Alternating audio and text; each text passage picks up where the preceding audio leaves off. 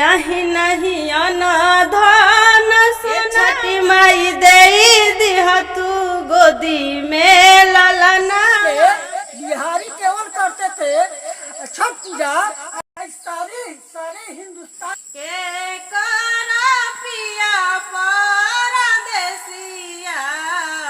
के हिए भेजे सन बड़ी बड़ी अखिया पेन्ही न बलमजी पियरिया दौरा लेके चली घाट चाही बस के दौरिया नाच रही से यहाँ छठे गीत गावत रही से बैठ के छठी माता के कृपा अगर हुई तो जरूर कुछ आगे हुई, उससे कि तब तक वो पहुँच गई। बिहारी केवल करते थे छठ पूजा, आज सारे हिंदुस्तानी छठ पूजा करते हैं। और उसी छठ का कुछ गाना के हम सुनने चांदनी जी के पास पहुँचे हुए। इनका नाम चांदनी सिंगर है और काफ़ी पॉपुलर है गाना के मैटर में। तो चाहेंगे चांदनी जी मेरे भी गुनगुना दीजिए। ठीक है, गा रही हूँ। चाहे नहीं अनाधान सोनावा न कवनो खजनावानु हो, ये छठी माई दे दिह तू गोदी में ललनावा तो इहे बात ध्यानवानु हो। करा बड़ी बड़ी अखिया हे छठी मैया करला मिलामी के बाजी बा। करा बड़ी बड़ी अखिया के करला मिलामी के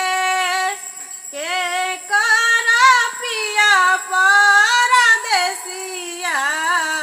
के हिए भेजे सने के करा पिया परदेसिया के हिए भेजे सने। केकर लामी केसवा आ केकर पियावा परदेश। आँख में से आंसू अगर दिल से सोचा जाए तो झलक जाएगा। जेकर पिया परदेश बड़े और ओकर पत्नी छठ भूखी है, लेकिन पिया उस छठ के तीर नहीं खन पहुंचे। कौन सा गाना है ये? पेन्ही न बलमजी पियरिया दौरा लेके चली घाट बहुत अच्छा। पेन्ही न बलमजी पियरिया दौरा लेके चढ़ी घाट का चाही बस के दौरिया दौरी लचकत जाए का चाही बस के दौरिया दौरी लचकत जाए बाते जे पूछेला बटोहिया दौरा के कारा के जाए बाटे जे पूछेला बटोहिया दौरा के कारा के जाए आन्हरा हवरे बटोहिया दौरा छठी माई के जाए आन्हरा हवरे बटोहिया दौरा छठी माई के जाए। चांदनी जी बहुत सुंदर माने रुबाई गाना गौनी, जौना गाना पे आँख से आंसू गिर जाला। चलते चलते चाहेंगे जे आपका चैनलवा का नाम थोड़ा बोल दीजिए। मेरे चैनल के नाम बा चांदनी के आर व्यूज, फेसबुक चैनल बा चांदनी देवी। तो मैंने छठ पूजा जितना लोग बिहारी लोग चाहे हिंदुस्तानी लोग करता लो, वो लोग से लोग का मांगे चाहते?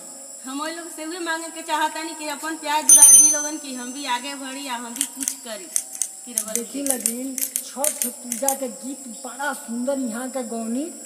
हम चाहेंगे बिहारी भाई लोग चाहे हिंदुस्तानी भाई मेरे, इनको दिल से सपोर्ट कर दे कि आज रात में इनका चैनल अगर 0 पर है तो सुबह तक हीरो पर है। और चांदनी जी के पास खुद का अपना 4 चक्का हो, खुद का ही स्टूडियो हो, ऐसा इनको बना दीजिए। वो लोग के हरदम अच्छा अच्छा गाना हम सुनाते रहेंगे। और इसी तरह का गाना चांदनी जी का हम बराबर आएंगे कि इसी छठ पर्व में आप लोगों के पास गाना पहुंचाने के लिए। तो चंपारण चौपाल न्यूज़ पर देख रहे हैं तो अगर फेसबुक पर देखते हैं तो फॉलो जरूर कर लीजिए, और यूट्यूब पर देख रहे हैं तो सब्सक्राइब कीजिए, लोगों में ज़्यादा से ज़्यादा शेयर कीजिए। जो चांदनी राज आज सुबह में हीरोइन और माँ हीरोइन आई स्टार बन जाए, सुपर स्टार बन जाए, पावर स्टार बन जाए। इन्हीं बातों के साथ दीजिए इजाजत, फिर मिलेंगे नेक्स्ट वीडियो तक, तब तक दीजिए।